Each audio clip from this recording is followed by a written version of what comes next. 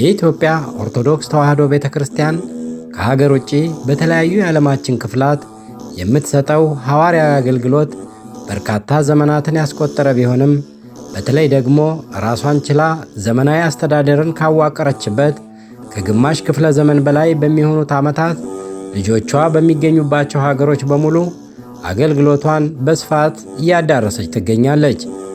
ይሁንና ከሌሎች የአሃት አብያተ ክርስቲያናት ጋር ሲነጻጸር ከሀገር ውጪ የሚኖሩ ልጆቿ በቁጥር የመብዛታቸውን ያህል ንብረትነታቸው የቅድስት ቤተክርስቲያናችን የሆኑ ሕንፃ አብያተ ክርስቲያናት ቁጥራቸው በጣም ዝቅተኛ ነው።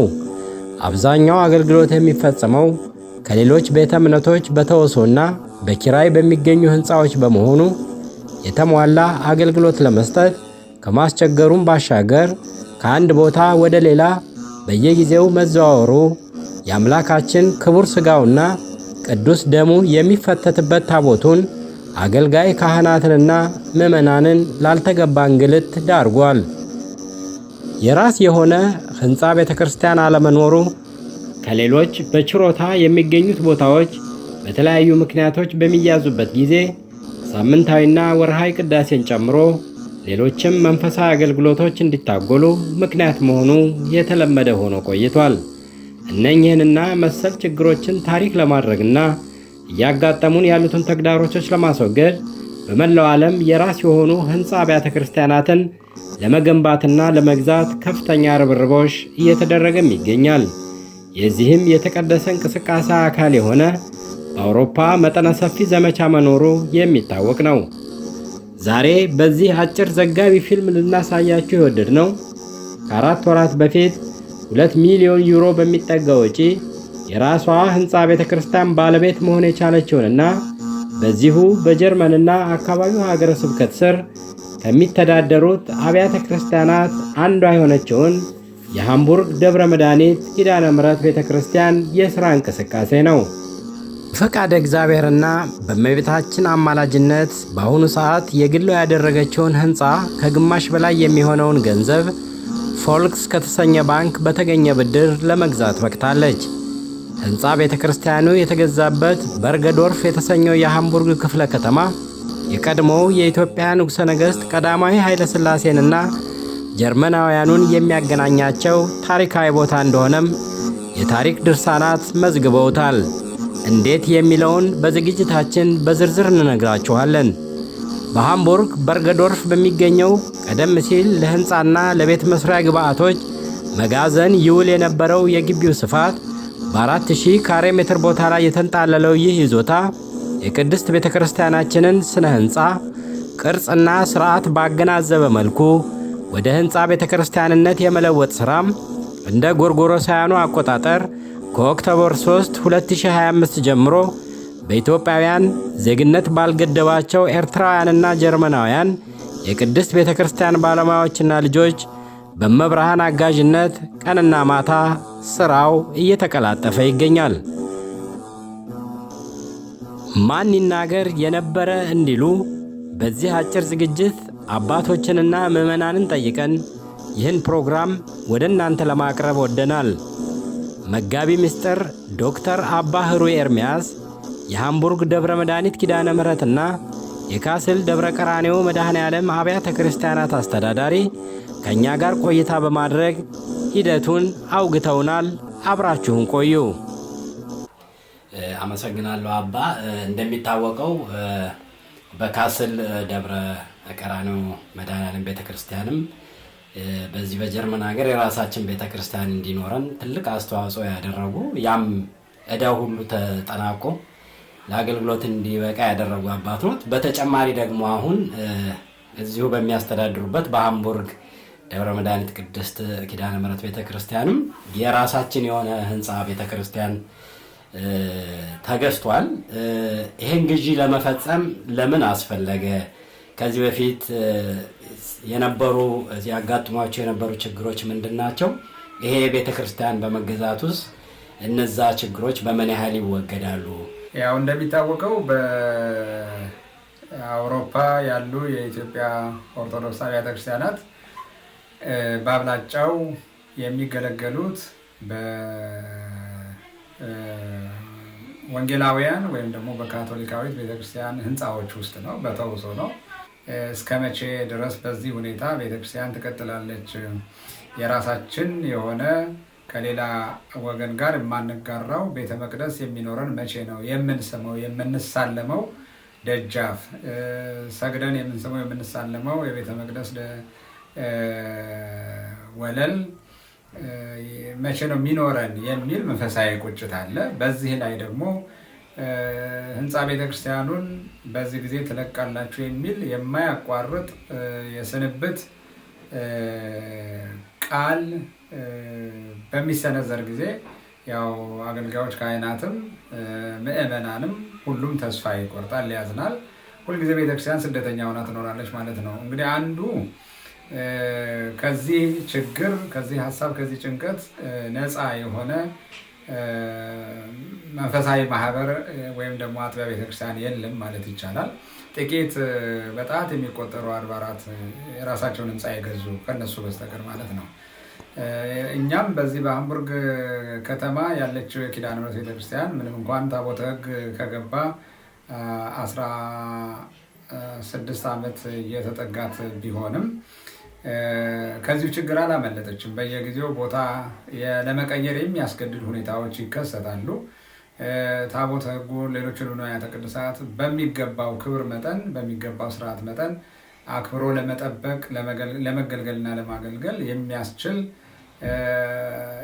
ለንዋየ ቅድሳት ያለንን አክብሮት ለቤተክርስቲያንን ያለንን አክብሮት የሚሸረሽር ሁኔታ በተደጋጋሚ ተፈጥሮብናል እና ምንም እንኳን እንደ ሌሎቹ ማለት በዚህ ሰዓት ግቡ በዚህ ሰዓት ውጡ እንደሚባሉት በጣም ከሚቸገሩት ጋር አብረን የማንቆጠር ቢሆንም ችግሩ ግን እንቅልፍ በሚነሳ ሁኔታ ለሳምንታት ማለት ነው ለሳምንታት እንቅልፍ በሚነሳ ሁኔታ በተደጋጋሚ ተከስቶብናል። እግዚአብሔር መቼም ሲረዳን የራሳችንን ይህንን ቦታ ከመግዛታችን በፊት ላለፉት 5 ዓመታት በሊዚንግ አንድ ህንፃ ቤተክርስቲያን ሙሉ በሙሉ ከነ ቢሮዎቹ ከነ መገልገያ ክፍሎቹ ይዘን የአገልግሎት ወጪውን ብቻ እየከፈልን የኪራይ ክፍያ ሳይኖርብን መገልገል ችለናል እና እውነት ለመናገር ዛሬ የራስ የሆነ ቤተክርስቲያን ለመግዛት ያስቻለን እዛ ህንፃ ቤተክርስቲያን ውስጥ መግባት በመቻላችን ነው። ቀደም ሲል በወር 2 ጊዜ ለተወሰነ ሰዓት ብቻ ከ3 ሰዓት እስከ 4 ሰዓት ለሚደርስ ያህል ጊዜ ብቻ መገልገል የምንችልበትን ሁኔታ ሙሉ በሙሉ መቀየር በመቻላችን እና ከዓመት እስከ ዓመት ፍልሰታውንም አብይ ጾሙንም ሱባኤ በመያዝ ዘወትር አገልግሎት በመስጠት ታላላቅ በዓላትን በዓመት ውስጥ የመላእክትን የእመቤታችንን የጌታን የቅዱሳኑን የሰማዕታቱን በዓል በስራም ቀን ቢሆን ጸሎተ ኪዳን በማድረስ ቅዳሴ በመቀደስ ማክበር በመቻላችን ህዝብ ኢትዮጵያዊ ኤርትራዊ ሳይባል በዚህ ከተማና በአቅራቢያዎቿ ባሉ ከተሞች ሁሉ የሚኖሩ ምዕመናን በዝተው መምጣታቸው መደበኛ ተገልጋዮች በመሆናቸው አገልግሎት ከማግኘታቸው የተነሳ በመንፈሳዊ ደስታ ያላቸውን ገንዘባቸውንም ጉልበታቸውንም ለቤተክርስቲያን ማውጣት በመቻላቸው በመፈለጋቸው በዚያ የተገኘ አቅም ነው። የዛሬ 5 ዓመት ወደዚህ ቅድም ወደ ተናገርኩት ተጠቀስኩት ቦታ ስንገባ የነበረችንን ሳንቲም እናስታውሳታለን። ከዚህ በፊትም ተናግሬያለሁ። ከ100,000 ዩሮ ያነሰች ገንዘብ ነበረች። በዚህ ባለፉት በ5 ዓመታት ጊዜ ግን በየዓመቱ ከምዕመናን ወራዊ አስተዋጽኦ አስራት ማለት ነው እና መባ ወይም ስለት ከዚህ ውጪ በቦታው ላይ ንዋየ ቅድሳት ሽያጭ ክፍል በማደራጀት ሰንበት ትምህርት ቤቱን በማደራጀት የጽዋ ማህበራትን በማደራጀት ምዕመናን አክቲቭ ተገልጋዮች እንዲሆኑ በማስቻል በአገልግሎቱ በሙዳየ ምጽዋቱ በሌላው መባ የተገኘው የተሰበሰበው ገንዘብ ከፍተኛ ነው እና በፊት በነበረው ሁኔታ ግን ያው እናንተ የምታውቁት ነው። ጠዋት 11 ሰዓት ገብታችሁ ረፋዱ 3 ሰዓት ላይ በኢትዮጵያ አቆጣጠር ማለት ነው 3 ሰዓት እንድትለቁልን ወይም 4 ሰዓት እንድትለቁልን እየተባለ በሩጫ ተገብቶ በሩጫ በጥርሻ የሚወጣበት ሁኔታ ያ ተወግዶ በሙሉ ነፃነት ልጆቻችን ለዛውም በስራ ቀን፣ በትምህርት በእረፍት ቀን በማስተማር በማሰልጠን ጊዜውን ማሳለፍ በመቻላችን መጠቀም በመቻላችን እውነት ለመናገር ገንዘብ ብቻ ሳይሆን ብዙ የቤተክርስቲያን ልጆችን ማፍራት ችለናል።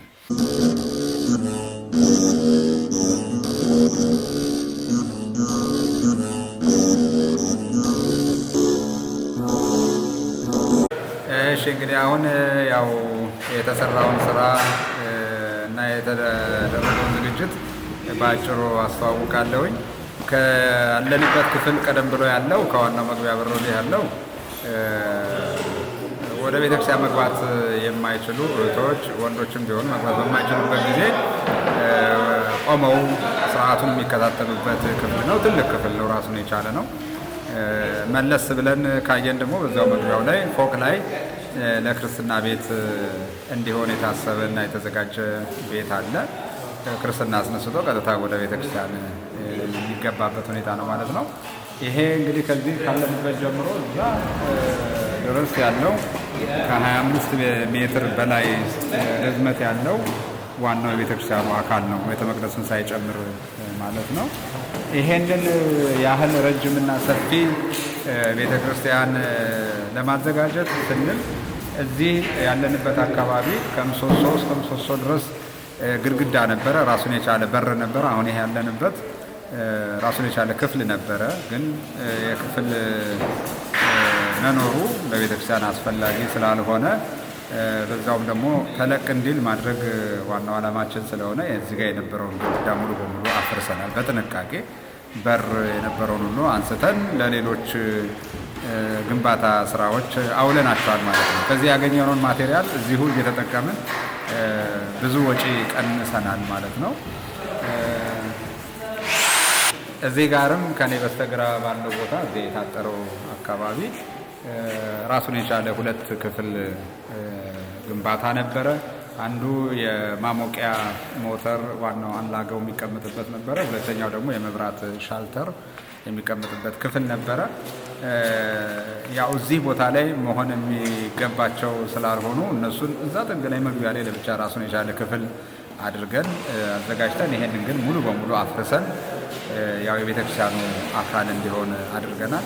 በዚህ ምክንያት እንደምታዩት በጣም ረጅም እና ሰፊ የሆነ ነፃ የሆነ ቤተክርስቲያን ማድረግ ችለናል ማለት ነው። ይሄ እዚህ ጋር በግራና በቀኝ የምታዩቸው አግዳሚ ወንበሮች ከአብያተ ክርስቲያናት የተገዙ ለቤተክርስቲያን አገልግሎት የሚፈለጉ ወንበሮች ናቸው።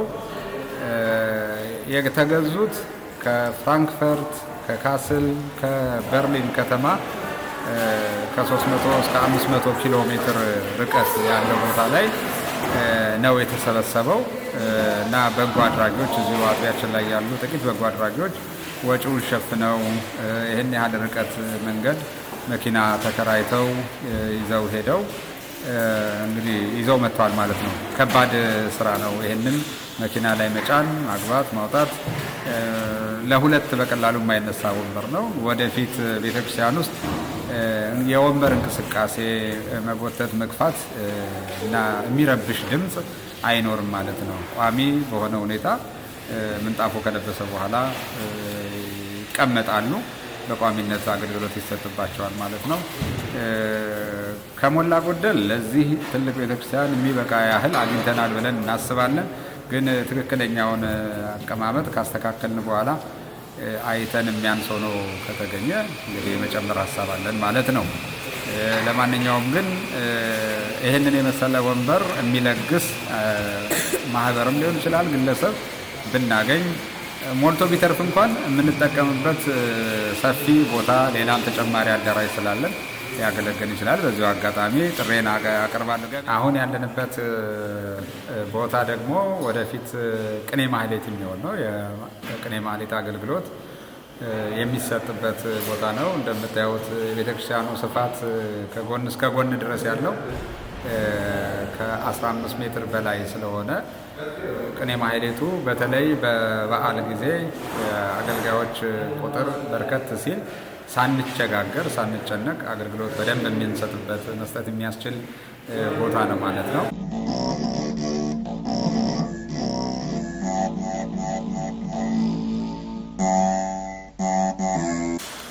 ይሄ ደግሞ ከፊት ለፊታችን የምናየው ያለንበት ቦታ በቅኔ ማህሌትና በመቅደሱ መካከል ያለ ቦታ ነው። ይሄ አዳራሽ ካምፓኒ ነበረ። ትልልቅ መኪናዎች ሳይቀሩ የሚገቡ የሚወጡበት የሚመላለሱበት ነበረ። ለቤተክርስቲያንነት ፈጽሞ የታሰበ አልነበረም።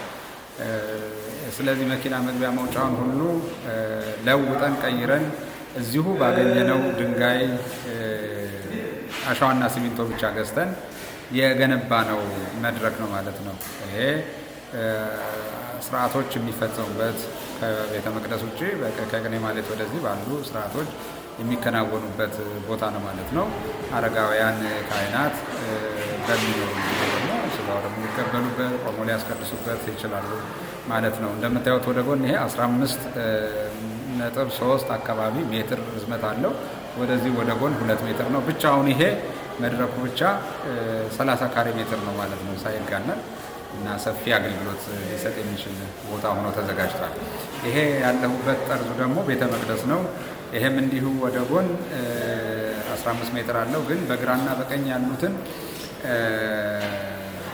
ቦታዎች አንዱኛው ለአልባሳት ማስቀመጫ ክፍል አድርገን ቋሚ ልብስ መስቀያ፣ አልባሳት መስቀያ፣ አክሊላቱን፣ መጻሕፍቱን በስነ ስርዓት የምናስቀምጥበት ክፍል ይሆናል። ሌላ በዚህ በኩል ያለው ክፍል ደግሞ የዝግጅት ክፍል ይሆናል። አገልጋዮች፣ ሰሞነኞች ወይም እንግዶች ካህናት እዛ ሆኖ ሱታፊ የሚያደርጉበት ክፍል ይሆናል ማለት ነው። ሰፋፊ ናቸው። ይሄ ለቤተ መቅደስ ያልነው ግን 9 ሜትር ስፋት አለው። ወደ ጎን ወደ ውስጥ 4 ሜትር አለው። ይህን ያህል ሰፊ ነው። ምናልባት አስፈላጊ ሆኖ ከተገኘ ወደፊት 3 መንበር ሊዘረጋበት ይችላል። ለጊዜው ግን አሁን የታሰበው አቅም የፈቀደው አንድ መንበር መሀል ላይ ተለቅ ያለ ከፍ ያለ ቤተክርስቲያኑን የሚመጥን መንበር ካስል መድኃኔዓለም ባለ የቤተክርስቲያን ልጅ እየተዘጋጀ ነው ያለው። ገንዘቡን የሚሸፍኑት እንዲሁ በጎ አድራጊዎች ከሩቅ አካባቢ የመጡ ናቸው። ከድሬስደን እና ከከለን የመጡ እህቶች ናቸው። ስለዚህ በጥሩ ሁኔታ ተሰርቶ አልቆ መጥቶ እዚህ ሲቀመጥ የተለየ ግርማ ሞገስ ያለው በመሆኑ ሁሉንም የሚያስደስት እንደሚሆን ተስፋ አድርጋለሁ። ቤተ መቅደሱም እስካሁን ድረስ በውሰት ከምንገለገልባቸው አብያተ ክርስቲያናት የጀርመን ወንጌላውያን አብያተ ክርስቲያናት በመጠን ከፍ ያለ ነው እንጂ ያነሰ አይደለም። እኛ ደግሞ በፊት በደንብ ያለ መጨናነቅ ልናገለግልበት እንችላለን ማለት ነው። ቤተ መቅደሱ እንደምታዩት ውጭ ካለው ውበት የተሻለ ሆኖ ነው የተዘጋጀው። ምክንያቱም በነፃ ፈቃዳቸው በመንፈሳዊነት ስሜት ተነሳስተው ፍላጎት ተነሳስተው መጥተው የሚያገለግሉት ባለሙያዎች በትልልቅ የኮንስትራክሽን ድርጅት ውስጥ ተቀጥረው የሚሰሩ ናቸው እና ቤተክርስቲያን በመስራታቸው በማገልገላቸው በጣም እንደሚደሰቱ እንዳለ ሆኖ መደሰታቸው እንዳለ ሆኖ እዚህ ቤተ መቅደስ አካባቢ ለሚያደርጉት ስራ ግን የበለጠ ጥንቃቄ ያደርጋሉ። ስጋው ደግሞ የሚፈተትበት ቤተ መቅደሱማ በተለየ ሁኔታ መሰራት አለበት የሚል ምስክርነት ሁሉ በአንደበታቸው እየመሰከሩ ነው የሚሰሩት እና በጣም በተለየ ሁኔታ በዚህ አጋጣሚ ከዚህ በፊት ባስተላለፍኩት መልእክት ቤተ ክርስቲያን ከዘር፣ ከፖለቲካ፣ ከጎሳ በላይ በመሆኗ ኢትዮጵያ ኤርትራዊ ሳይባል ሁሉም የቅርቡም የሩቁም መጥቶ ነው የደከመው የሰራው ብዬ የተናገርኩበት አንዱ ማሳያ ነው። ቤተ መቅደሱን እንዲሰራ ወጪውን የሸፈኑት ወይም ደግሞ በአደራ በተቀባይነት የሰሩት በጎ አድራጊዎች የቤተክርስቲያናችን አባላት ሲሆኑ በሮቹን ግን ሙያውንም ንብረቱንም አምጥተው የሰሩት የገጠሙት ወጣቶች ኤርትራውያን ናቸው እና ከዚህ ማህበር ሳይለዩ ለዚህ ቤት ለዚህ ቤተ መቅደስ የሚመጥን ጥሩ ዕቃ ፈልገው መጥተው የሰሩት እነሱ ናቸው እና ይሄ ወደፊትም በራሱ ሲናገር ሲመሰክር የሚኖር ታሪክ ነው።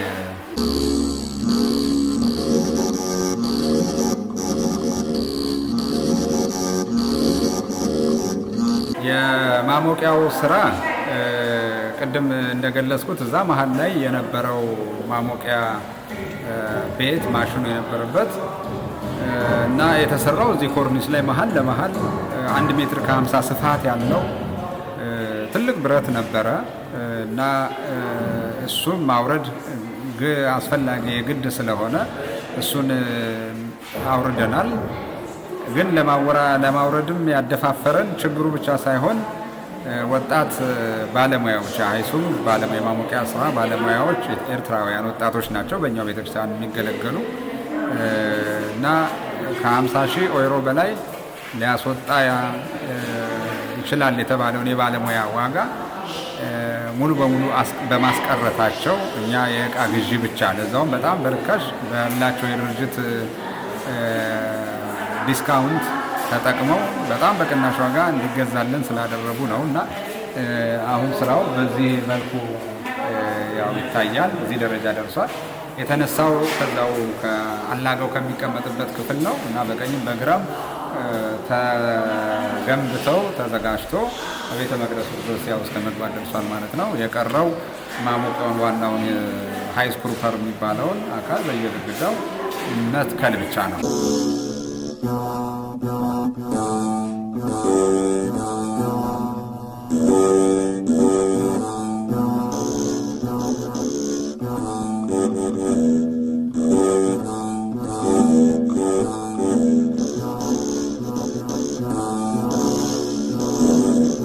ይሄ እንግዲህ የቤተ ክርስቲያኑ ጀርባ ነው። መኪና መግቢያ መውጫ የነበረውን በር በዚህ መልኩ ገንብተን ቋሚ ግድግዳ አድርገን ቀይረነዋል ማለት ነው። ይሄ እዚህ ያለው ቦታ ግን ወደፊት በዚሁ በምስራቅ የቤተ መቅደሱ ምስራቅ ይሄ ነው። በዚህ አካባቢ ራሱን የቻለ ቤተልሔም ለመስራት እናስባለን፣ ዝግጅት አለን። በእርግጥ ከአንዲት በጎ አድራጊ እዚሁ አጥቢያችን ላይ ያለች ቃል ተገብቶልናል። ቃሉ እንደሚፈጸም ተስፋ እናደርጋለን። ስለዚህ ራሱን የቻለ ቤተልሔም ይኖራል ማለት ነው። ልክ የቤተ ክርስቲያናችን ስርዓት በመጽሐፍ ተጽፎ በትውፊት ተጠብቆ እንዳለ ሁሉ መስዋዕቱ እዚህ ተዘጋጅቶ ልኡካኑ ከዚህ ተሰይመው ቀጥታ ወደ ቤተ መቅደስ የሚገቡበትን ስርዓት እናበጃለን ማለት ነው።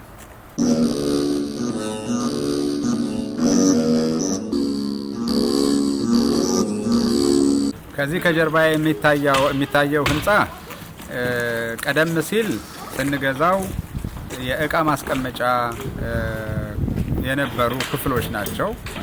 እኛ ግን ውስጡን ግድግዳዎችን አፍርሰን አንድ ወጥ የሆነ አዳራሽ 125 ካሬ ሜትር የሆነ አዳራሽ ማዘጋጀት ችለናል። ውስጡ ኮርኒስ ተሰርቷል።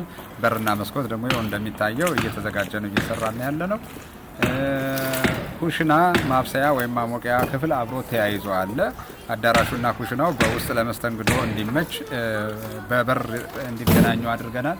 መጨረሻ ላይ የምትታየው ያቺ ክፍል ደግሞ ራሷን የቻለች የአነስተኛ የስብሰባ አዳራሽ እንድትሆን ታስባ የተዘጋጀች ናት። እዚህ ጋር የምታዩትን ደግሞ መለስተኛ ስቶር እዚሁ ባገኘነው ማቴሪያል ራሳችን የሰራ ነው። ወደፊት መገልገያ ቁሳቁሶች እና መሳሪያዎች የምናስቀም እንግዲህ የራሳችን ቦታ እንደመሆኑ መጠን አትክልት መንከባከብ፣ የግቢ ጽዳት መጠበቅ፣ የአካባቢው መግቢያ መውጫውን ሁሉ ጽዳት መጠበቅ ኃላፊነት አለብን። የሀገሩ ሕግ እንደሚያዘው እንደሚያስገድደው። ስለዚህ እቃ ማስቀመጫ አስፈላጊ ስለሆነ ይህንን አዘጋጅተናል።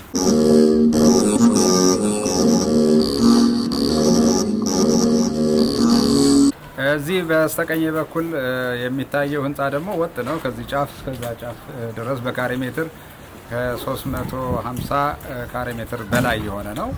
16 ክፍሎች አሉት። መጸዳጃ ቤቶችን፣ ማብሰያ ቤቶችን ሳይጨምር ማለት ነው እና የተወሰኑት ለቢሮ አገልግሎት የሚሆኑ ናቸው። ሌሎቹ ደግሞ ለአባቶች ማረፊያ የሚሆኑ ናቸው። ለአገልግሎት በሚመጡ ጊዜ የሚያርፉበት፣ እንዲሁ ለሱባኤ የሚመጡ ምዕመናንም ሲኖሩ የሚያርፉበት ክፍል በደንብ ይኖረናል ማለት ነው። ሌሎች የቤተ ክርስቲያን አገልግሎት መስጫ ንዑሳት ክፍሎች እንደ ሰንበት ትምህርት ቤት፣ እንደ ንዋየ ቅድሳት መሸጫ ይህን የመሳሰሉ ክፍሎችን በተሟላ ሁኔታ ተደራጅተው አገልግሎት የሚሰጡበት ይሆናል ማለት ነው።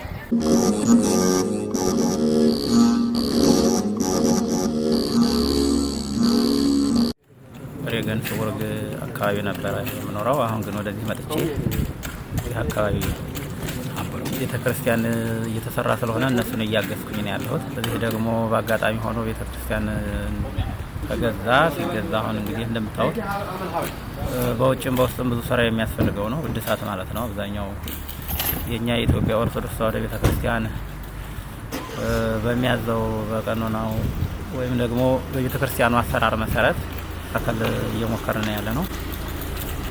በዚያ መልኩ እንግዲህ ብዙ ወጪዎች አሉ። ያው እንደምታዩት የሚገዛው እቃ የሚታደስበት በውስጥም በውጭም ያለው እድሳት ብዙ ኮስት የሚያስወጣ ስለሆነ በዚያ መልኩ እየታደሰ ነው። እንግዲህ በዛም ወጪ ስለሚያስፈልገው ትብብርን ይጠይቃል። ምክንያቱም ታላቅ አባት በእውነት ጊዜያቸውን መስዋዕት አድርግ ሁሉን ነገር ጊዜያቸውን ሌትም ተቀንም ሳይተኙ እዚህ የሚሰሩ ሳንቲም እንዳይባክን በእውነት መጽሐፍ እያሳተሙ እየጻፉ ያን እያደረጉ ሁልጊዜ ሌት ተቀን ነው ሲያስቡ፣ እንቅልፍ የላቸውም ሌሊቱን። እንደነዚህ አይነት አባቶች በርከት ቢሉ በእውነት እዚህ አካባቢ የታደለ ያለ ማህበረሰብ ወይም ምእመናን ቤተክርስቲያን ልጆች የታደሉ ናቸው ተካስል ጀምሮ። ምክንያቱም እንደዚህ አይነት አባቶች ጥቂት ናቸው የሚገኙት። ምክንያቱም እንደ መብራት እየበሩ ራሳቸውን ጎድተው ልክ እንደቀደሙት አባቶቻችን ገንዘብ ሴቭ አድርጎ በአግባቡ መርቶ ራሱ ሰርተው እያሰሩ እዚህ ጋር እየታዩ ለምእመኑ ከዚያ በላይ ቀድመው ራሳቸው እየሰሩ ነው ያለው። ይሄንን የሚያደርግ አባት ጥቂት ነውና ለዚህ ለሳቸው እኛና ጤና ይስጥ ብዬ መናገር ፈልጋለሁ። ከዚያ በተረፈ እንደምታዩት ሁሉም በተሳትፎ ወንዶቹም ሴቶቹ በእውነት ከሚጠበቀው በላይ እየሰሩ ነው ያሉት። ሌት ተቀን ሌሊት በእውነት አካባቢውን ጥሩ ነው ረበሸኝ ብሎ አቤቱታ የሚያቀርብም ባለመኖሩ እስከ 21 ሰዓት ድረስ ይሰራል ስራው። ጠዋትም ቀደም ብሎ ምክንያቱም ከ7 ሰዓት ይጀምራል። ከዚያም በፊት እንደዚህ የተነሳን እየሰራን ተጋገዝን እየተረዳዳን ያለ ነው እና በዚህ መልኩ አብዛኛውን ማስተላለፍ የሚፈልገው ምክንያቱም የሀገርን ርቀት ጥሩ ወይም ደግሞ የጽድቅ ስራን ለመስራት የሚከለክል ነገር እስከሌለ ድረስ ሁሉም ወንድሞች እህቶች ኦርቶዶክሳውያን ሁሉ ለዚህ ቤተክርስቲያን ስራ አስተዋጽኦ እንዲተባበሩ የበኩሌን አስተላልፋለሁ።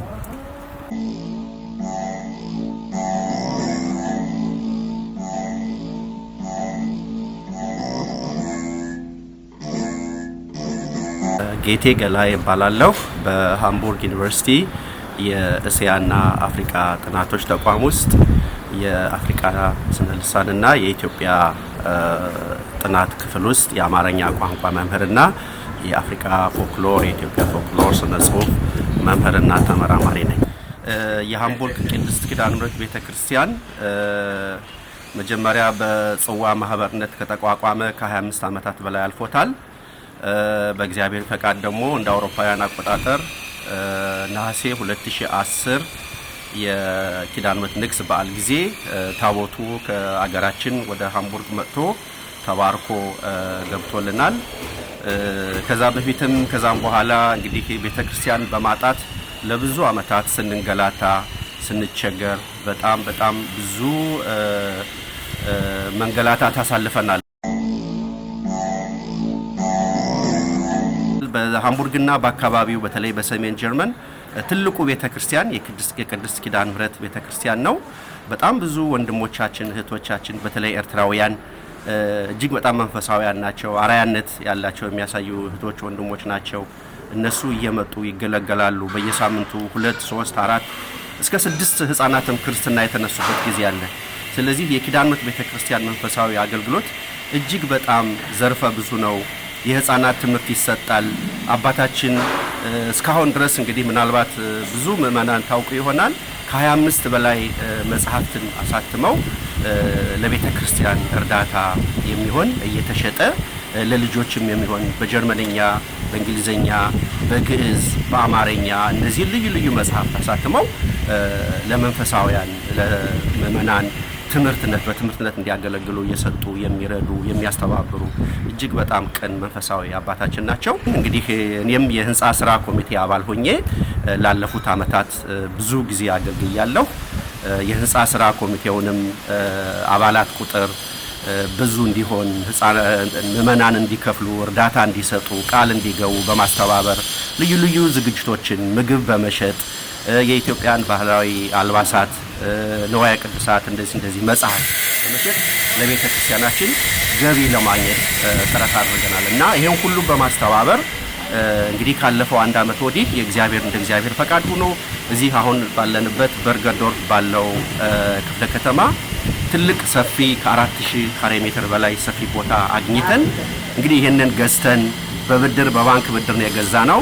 ነገር ግን በጀርመን ሀገር ያሉ ከልዩ ከተሞች የመጡ ወይም የሚኖሩ ምእመናን እህቶች፣ ወንድሞች ከካስል፣ ከፍራንክፈርት፣ ከሚዩኒክ፣ ከብሬመን፣ ከሃኖቨር፣ ከሉቤክ፣ ከኪል ከሌሎችም ከተሞች እየመጡ ዛሬ ለምሳሌ ወንድማችን ከስዊዘርላንድ ከባስል መጥቷል። ከሌሎችም ከተሞች እየመጡ በስራ እያገለገሉን ነው። እጅግ እግዚአብሔር በጣም እድሜና ሙሉ ጤናውና ረጅም ዕድሜውን ይስጥልን።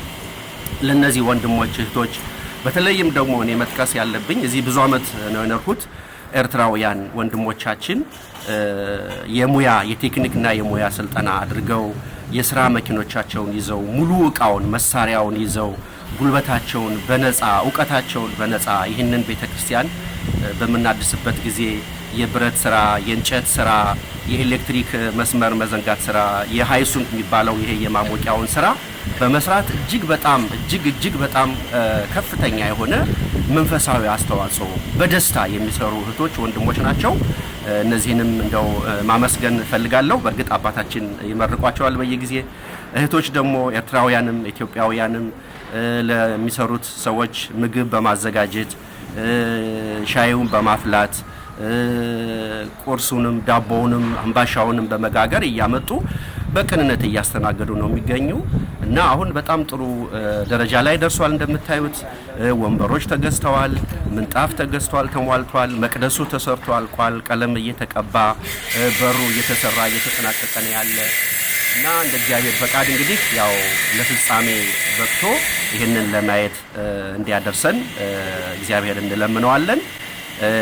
በተለይ ደግሞ እዚህ አሁንም መጥቀስ የምፈልገው በተለይ በካስል ደብረ ቀራኒዮ መድኃኔዓለም ያሉ ወንድሞች ለሁለተኛ ጊዜ መኪና ይዘው ምግብ ይዘው ጉልበታቸውን መሳሪያቸውን ይዘው መጥተው እያገዙን በሙያቸው እያገዙን ያሉ ወንድሞቻችን ናቸውና እነሱንም ሁሉንም ከልብ ማመስገን እፈልጋለሁ።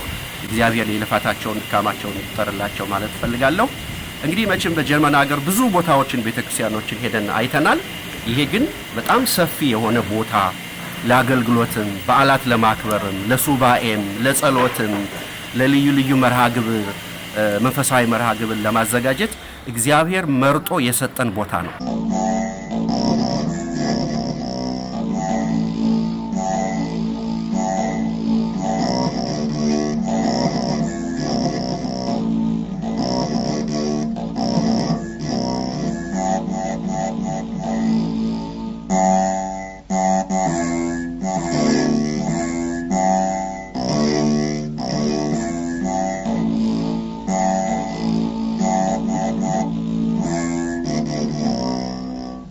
ስራውን ስንጀምር አስቸጋሪ ነበር።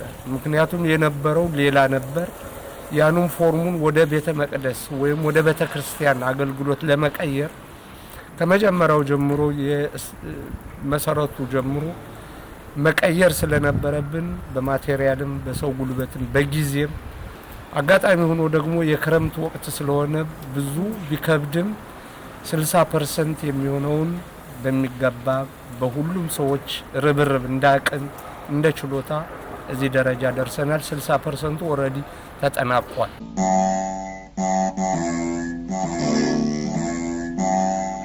የምሰራው ለራሴ ብዬ ነው። ልጆች አሉኝ። ልጆቼ ትንሽ የሚያርፉበት፣ የሚጫወቱበት፣ የሚጸልዩበት ቦታ ያስፈልጋቸዋል። ስለዚህ እኔ የማስበውን ለልጆቼ 1 ጥዬ ማለት ፈልጋለሁ። ይሄ በመገዛት ደግሞ አንድ ነገር ነው። እዚህ ፕሮጀክት ላይ መስራቴ ደግሞ ደስ እያለኝ እረፍቱን ወስጄ ብሰራ ደስ እያለ እሰራለሁ። ምክንያቱም የራሴ ቤት ነው።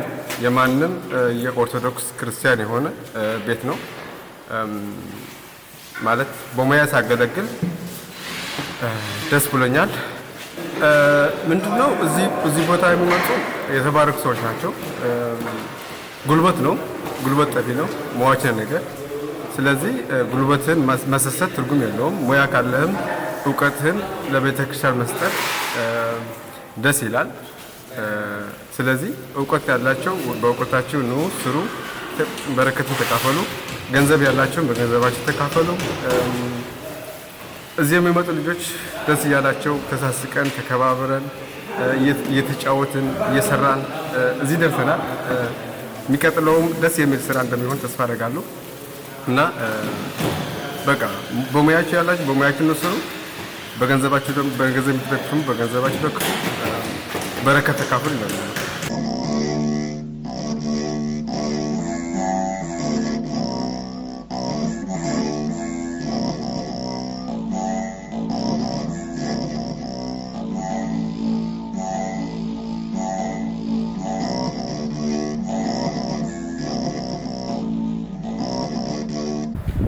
ከዚህ በፊት አንደኛ ዙር መተናል። እሱም በእኔ አነሳሽነት ጓደኞቻችንን ሰብስበን 7-8 የምንሆን ሰዎች መተን ነበረ። ቀና የሆኑ ጓደኞች አብረን መተን አገልግሎታችንን ሰጥተን ለኪዳነ ምሕረት ጸጋ በረከቷን ተቀብለን አሁን ደግሞ ሁለተኛ ዙር ደግሞ መተን በአካልም በሀሳብም በብርም ድጋፍም የደገፉም ሰዎች ስለነበሩ ሁሉንም አሟልተን እንግዲህ መተን እዚህ ስራ እየሰራን በምእመናንም የምናደርጋቸው ብዙ አስተዋጽኦዎች አሉ። የባለሙያም ስራ አንዱ ትልቅ ነገር ነው። የባለሙያ ስራ እዚህ በጀርመን ላይ በጣም ብዙ ዋጋ የሚያስከፍል ነገር ነውና እሱን ደግሞ በእኛው እዚች ቤተክርስቲያን ተገልጋይ ሰዎች በሆኑ ሰዎች ያንን እየተከናወነ ነው። ያ ደግሞ ትልቅ ወጪ ይቀንሳል። በተጓዳኝ ደግሞ አንዳንድ ስራዎች ደግሞ በባለሙያዎች የሚሰሩ ስራዎች አሉ። እነሱን ደግሞ ያው ሰውን በመጠየቅ በማስተባበር ለበጎ ዓላማ እንዲነሳሱ ለችን ቤተክርስቲያን ለመጨረስ እንዲነሳሱ እያደረግን በብርም በእውቀታቸውም እየጠየቅን እንገኛለንና ይህንን ፕሮግራም ለሚያዩትም ለወደፊት ያላቸውን መተው በእውቀት በብርም ባላቸው ነገር መተው ለምሰራው ነገር የሚባል ነገር የለም። ሻይ ዳቦም ለሰራተኛው ማቅረብም ትልቅ ስራ ነውና መተው እንዲሰሩ መተው ቤተክርስቲያኗን እንዲያዩት ትልቅ ስራ ነው እየተሰራ ያለው። ያ ነገር ደግሞ ለወደፊት ኢትዮጵያዊ፣ ኤርትራዊ፣ ጀርመናዊ የትም ዓለም ያለ ሰው ሳይባል የምታገለግል ቤተክርስቲያን ነችና ባላቸው አቅም መጥተው እንዲሰሩ በብርም በገንዘብም በጉልበት ኃይልም መጥተው ያላቸውን እውቀት ቢያካፍሉ በጣም ደስተኛ ነው።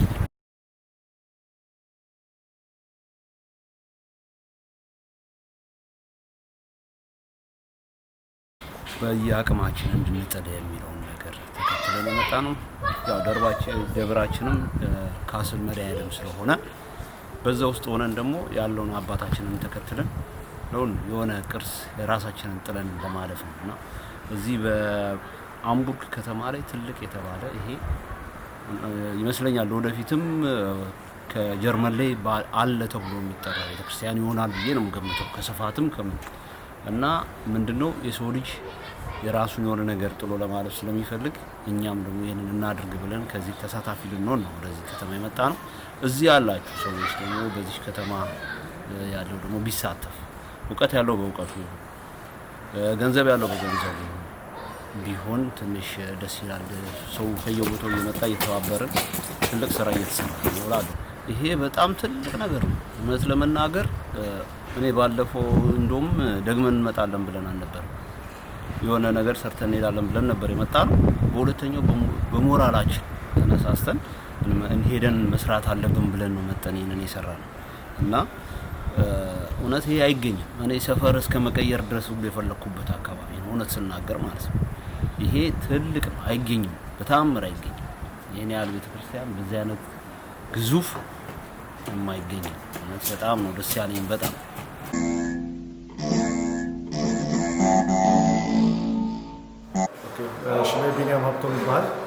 አለማጤ ዩኒቨርሲቲ ከበባሃሙዱ ማለት ተገልጋሊ ቤተክርስቲያን ላኪዳን ምሕረት ቢኒያም ሀብቶም እባላለሁ። መኖሪያዬ በዚሁ በሎክስቴት ሃምቡርግ ነው። በትውልድ ኤርትራዊ ሲሆን የኪዳነ ምሕረት ቤተክርስቲያን ተገልጋይ ነኝ። የህንፃ ስራም ባለሙያ ነኝ። ወደዚህ ላገለግል የመጣሁት የዚህ ቤተክርስቲያን አስተዳዳሪ አባታችን አባ ኅሩይ ሙያ ያለ ያግዘን በሚል ያስተላለፉትን ጥሪ በደስታ ተቀብዬ ነው። እኛ የኦርቶዶክስ ተዋሕዶ ሃይማኖት ተከታዮች ዜግነት ሳይገድበን ኤርትራዊ ኢትዮጵያዊ ሳንባባል በህብረት ቤተክርስቲያናችንን ማገዝ ይገባናል። እንደምታየው በተለያየ ዘርፍ የሚሰሩ የማሞቂያ፣ የግንባታ፣ የቀለም ቅብ፣ የኤሌክትሪክ፣ የእንጨት ስራና የምህንድስና እውቀት ያላቸው ሁሉ እየተሳተፉ ነው። የዚህች ቤተክርስቲያን መኖር ኦርቶዶክሳዊ ትውልድን የማስቀጠል ጉዳይ ነው። ተረባርበን ልጆቻችንን በሃይማኖታችን መስመር እንዲጓዙ ካላደረግን እንደምናጣቸው ሁላችንም ልናውቀው ይገባል። ስለዚህም ሁሉም ኦርቶዶክሳዊ በጉልበቱ በእውቀቱና በገንዘቡ ቤተክርስቲያኑ እንዲያግዝ መልእክቴን አስተላልፋለሁ።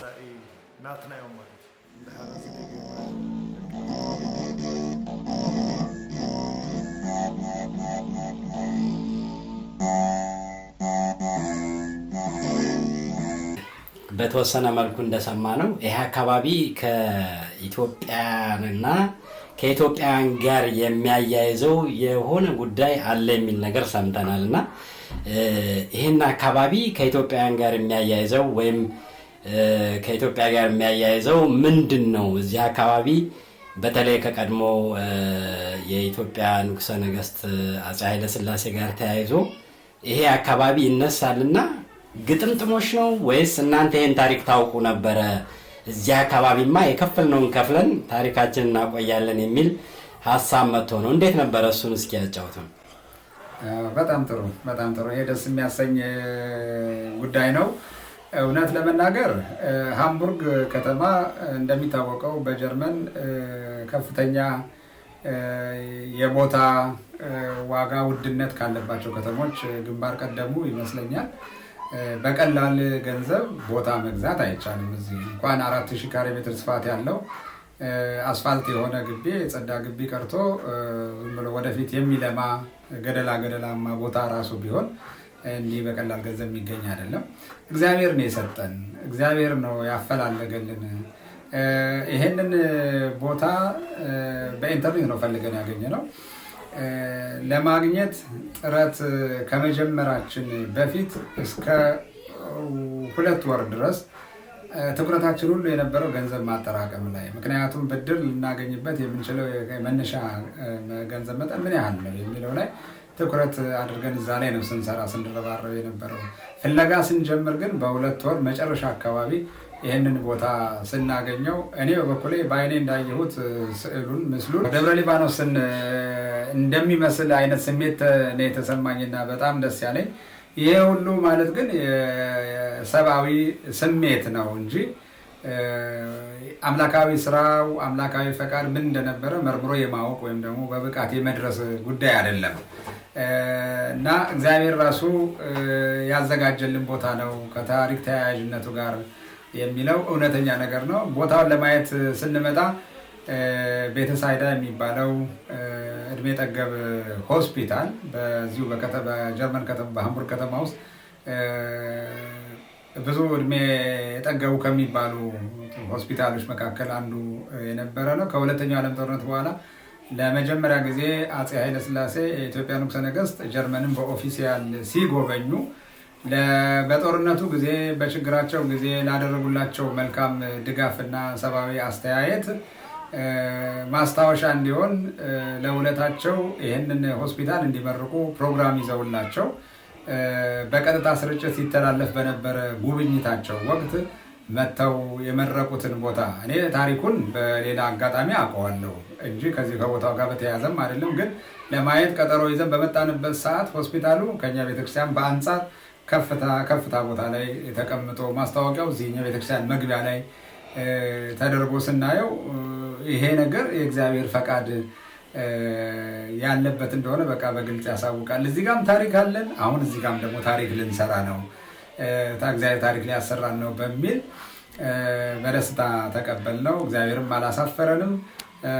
ለጥቂት ወራት መጓተት ቢኖርም ግን እግዚአብሔር ፈቀደው ጊዜ ያው ውላችንን ፈጽመን ቦታውን የራሳችን አድርገናል ማለት ነው። እንግዲህ ምናልባት እዚህ የመጣ ሰው ሆስፒታሉንም ሄዶ ቢያየው የግርማዊነታቸው ፎቶ በልዩ ሁኔታ ተዘጋጅቶ ሆስፒታሉ ሲገባ ገና ሲደረስ የሚታየው የሚጎበኘው የእሳቸው ፎቶ እንደሆነ ሰምተናል። ይሄ ደግሞ የእሳቸው የግላቸው ብቻ ሳይሆን የመላው ኢትዮጵያውያን ታሪክ ነው። የአበሻ ሕዝብ የሚባለው ሁሉ ታሪክ ነው፣ ክብር ነው። ስለዚህ አሁን እዚህ አካባቢ ያለውን የታሪክ ትስስር የበለጠ የሚያጎላ ነገር እግዚአብሔር ሰጥቶናል። ደሴቱ ላይ ተቀምጠናል ብዬ ነው የማምነው።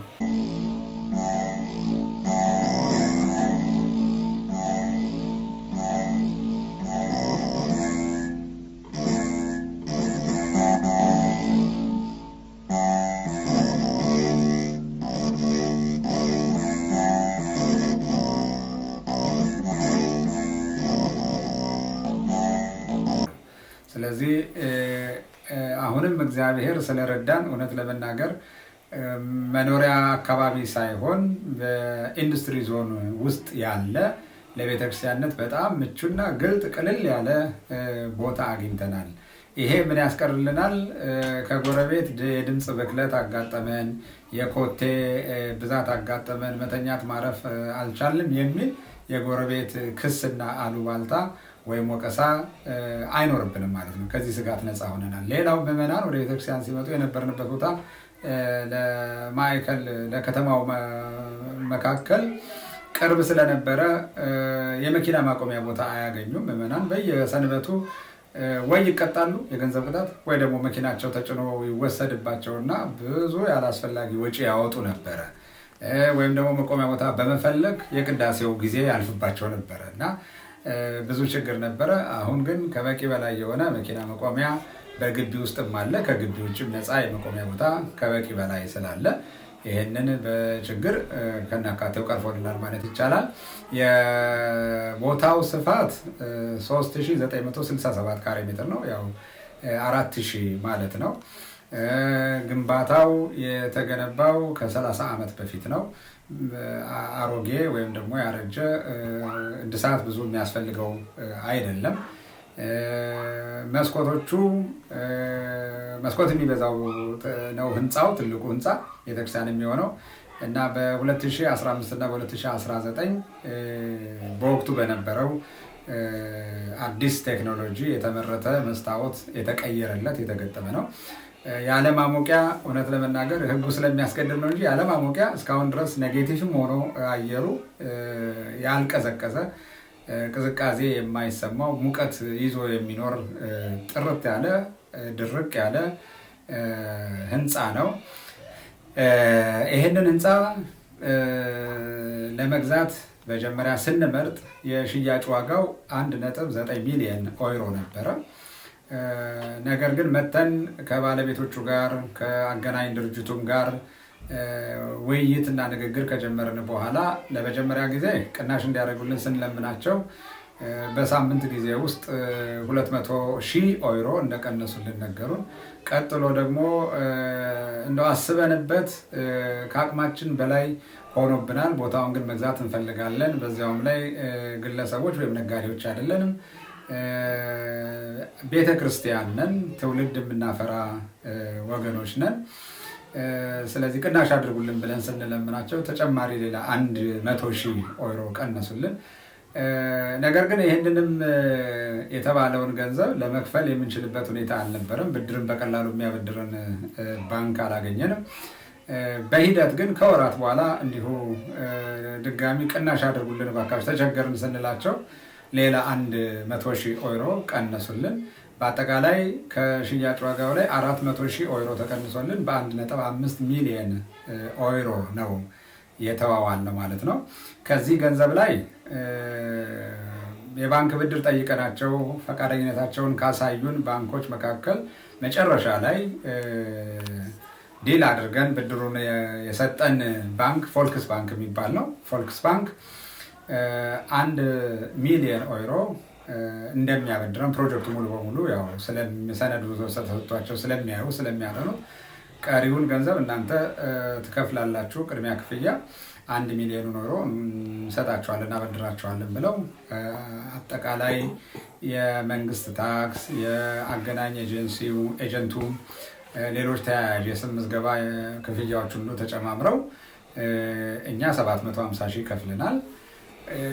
ከዚህ ገንዘብ ላይ በግድ ከአንድ አጥቢያ ቤተክርስቲያን ከካስል ደብረ ቀራንዮ መድኃኔዓለም ቤተክርስቲያን በብድር ያገኘነው አለ ያለ ወለድ በአመቺ በሆነ ጊዜ የሚመለስ እንዲሁ 10 ያህል ምዕመናን ደግሞ እንደዚሁ ቤተክርስቲያን ዕዳዋን ከፍላ ስትጨርስ ለምትመልስላቸው ገንዘብ በብድር ሰጥተውናል። ይሄ ሁሉ ተጨምሮበት 750 ሺህ ዩሮ ወጪ አድርገናል ማለት ነው። ሌላው 1 ሚሊዮን ዩሮ ግን ከባንኩ በቀጥታ የወሰድነው ቀጥተኛ ብድር ነው ማለት ነው። እዚህ ላይ ወለድ ተጨምሮ በ10 ዓመት ጊዜ ውስጥ ከፍለን ለመጨረስ ያው ተዋውለናል ማለት ነው። እስካሁን ድረስ በየወሩ መክፈል የሚጠበቅብንን ከቀጥተኛው ብድር ላይ ማለት ነው መክፈል የሚጠበቅብንን 8200 ዩሮ ለ3 ወራት ከፍለናል።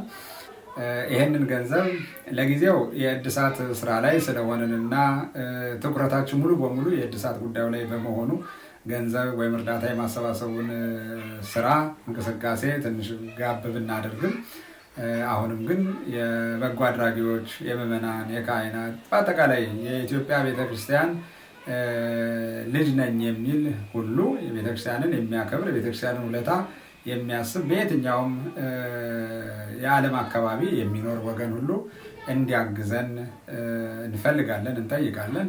እድሳታችንን ስንጨርስ ያው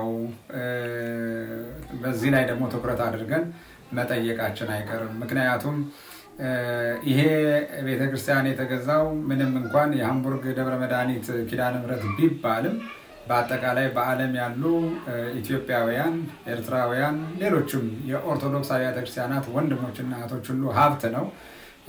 በተለይ ደግሞ ለኢትዮጵያውያን ያለ ሃይማኖት ያለ ዘር ልዩነት የኢትዮጵያ የሚለውን ስም ተሸክሞ የሚኖር ሲያስተዋውቅ የሚኖር ቅርስ በመሆኑ በቀላሉ የማይጠፋ ቋሚ ቅርስ በመሆኑ ማንኛውም ወገን ሊያግዘን ሊደግፈን ይገባል ብዬ አስባለሁ። እንግዲህ እስካሁን ድረስ ያለው ሁኔታ ይሄ ነው።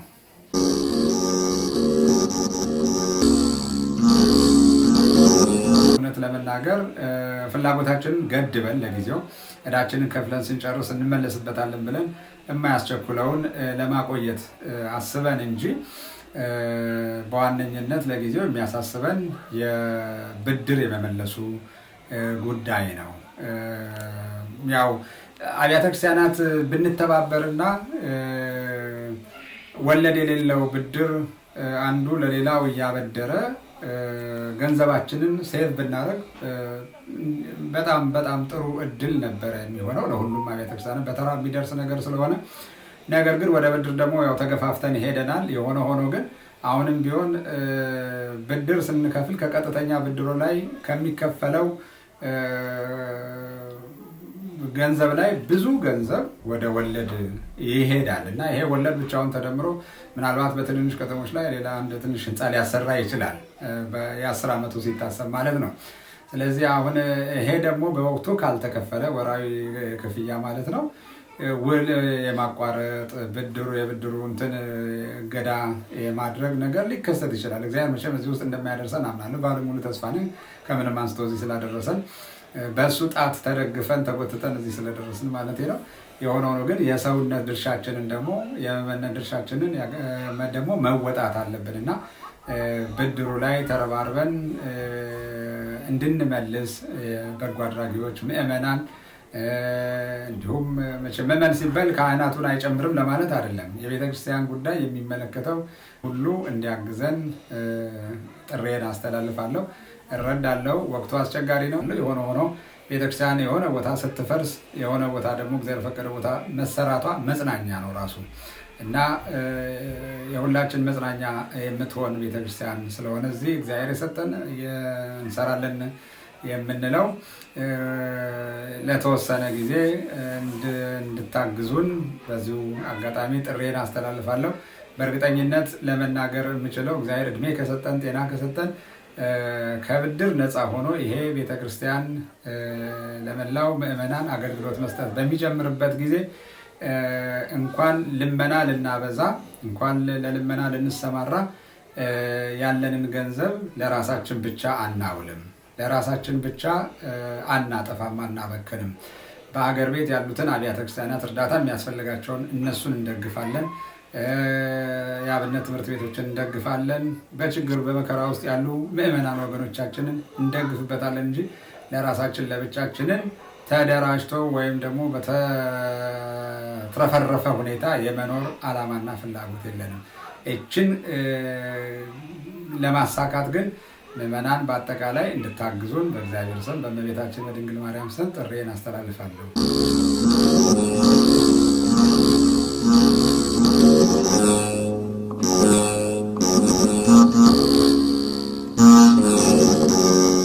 ይሄንን ስራ በመስራት ወይም ደግሞ ዛሬም ቢሆን የደረስንበት የስራ ውጤት ላይ ለመድረስ አስተዋጽኦ ያደረጉ ሰዎች ብዙ ናቸው። መንፈሳዊ ማህበራት ብዙ ናቸው።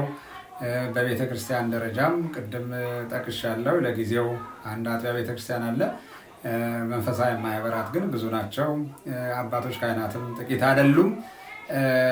ከአሜሪካም ከሌሎች የአውሮፓ ሀገሮችም ጭምር ከኢትዮጵያም ጭምር አስራታቸውን ወደ ኢሮ ቀይረው የረዱን ያገዙን ሰዎች አሉ። በዚህ ቃለ መጠይቅ የሁሉንም ስም ማንሳት መቼም አስቸጋሪ ነው የሚሆነው። ምክንያቱም ግማሹን ጠርቼ ግማሹ በሚቀር ጊዜ እንኳን ለነሱ ለኔም ቢሆን ቅር ያሰኛኛል መልሼ ስሰማውና ስም ሳልጠራ በጊዜው የሚጠራ ሆኖ ማለት ነው። በጊዜው የሚጠራ ሆኖ ሳልጠራ ሁሉንም በገንዘባቸው በጉልበታቸው የረዱንን ማህበራትን አድባራትም እንዲሁ ምእመናን በጎ አድራጊዎች አባቶች ካህናትንም ሁሉንም በእግዚአብሔር ስም በእመቤቴ በድንግል ማርያም ስም አመሰግናለሁ። ከዚህ በፊት ባስተላለፍኩት ጥሪ እንደተናገርኩት እርዳታ የገንዘብ ብቻ አይደለም፣ የሙያ የጉልበት ብቻ አይደለም፣ የቁሳቁስ ብቻ አይደለም። የጸሎት እርዳታም ከዚህ በላይ የሚቆጠር ስለሆነ የምትችሉትን በገንዘብም በጉልበትም አግዙን። ይሄ ቢያቅት ግን በጸሎታችሁ እግዚአብሔር እንዲረዳን እንዲያሳካልን እንድታስቡን እንድታግዙን ጥሪዬን አስተላልፋለሁ።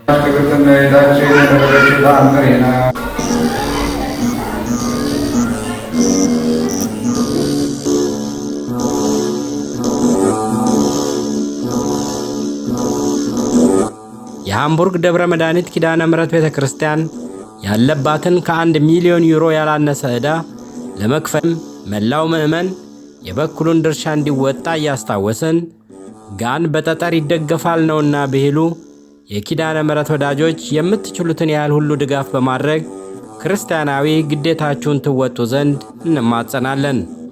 በድርሳነ ማርያም እንደተጻፈው እናታችን ቅድስት ድንግል ማርያም ከጌታችንና ከአምላካችን ከኢየሱስ ክርስቶስ ከተገባላት ቃል ኪዳን መካከል በስምሽ ቤተ ክርስቲያን ያሳነጸ የብርሃን ቦታን አዘጋጅለታለሁ፣ በመንግሥተ ሰማያትም ንጹሕ ማደሪያን እሰጠዋለሁ፣ ከባሕሪ አባቴ ከአብ ከባሕሪ ሕይወቴ ከመንፈስ ቅዱስም ፊት አቀርበዋለሁ የሚል መሆኑን በማስታወስ ቃል ኪዳኑም የሰጣት ልዑለ ባሕሪ ጌታችንና መድኃኒታችን ኢየሱስ ክርስቶስ ሰማይና ምድር ያልፋል ቃሌ ግን አያልፍም ያለውን በማሰብ የኪዳነ ምሕረትን ቤተ ክርስቲያን በመገንባት የዚህ ቃል ኪዳን ባለቤቶች ልንሆን ይገባል። የሰማዩን ቤታችንንም በምድር እንድንሰራ የደብሩ ሰበካ ጉባኤና የዚህ ዝግጅት ክፍል አባላት በመብርሃን ስም ጥሪያችንን እናቀርባለን። ጉልበት ያላችሁ በጉልበታችሁ፣ ዕውቀት ያላችሁ በዕውቀታችሁ፣ ገንዘብ ያላችሁ በገንዘባችሁ በመርዳት የበረከቱ ተሳታፊዎች ሁኑ። ከሁሉም በላይ ግን ሁላችንም የተጀመረው ሥራ በአማረ መልኩ እንዲጠናቀቅ ዕዳውም ተከፍሎ ያለ ሐሳብና ስጋት የቤተ ክርስቲያን አገልግሎት እንዲሰጥ ዘወትር በጸሎታችን ልንተጋ ይገባል። ለቅድስት ቤተ ክርስቲያናችን ብቻ ሳይሆን ለሀገራችንም መንፈሳዊና ታሪካዊ ቅርስ በምንተክልበት በዚህ ስፍራ ሁላችንም አሻራችንን በመተው መንፈሳዊ ብቻ ሳይሆን ሀገራዊ ኃላፊነታችንን እንወጣ። በአካል መጥታችሁ ለማገዝ ወይም ደግሞ ካላችሁበት ሆናችሁ በገንዘብም ሆነ በሐሳብ ለመርዳት ለምትሹ ሕንፃ ቤተ ክርስቲያኑ የሚገኝበትን አድራሻ፣ የባንክ ቁጥር፣ የጎፈንድሚ ማስፈንጠሪያ ወይም ሊንክ ከዚህ ቪዲዮ ስር ማስቀመጣችንን ለመግለጽ እንወዳለን። ወስብሐት ለእግዚአብሔር። ይቆየን። ሰላም ላንቺ ይሁን ማርያም ድንግል ማርያም ድንግል ማደሪያው ያረገሽ እግዚአብሔር ቃል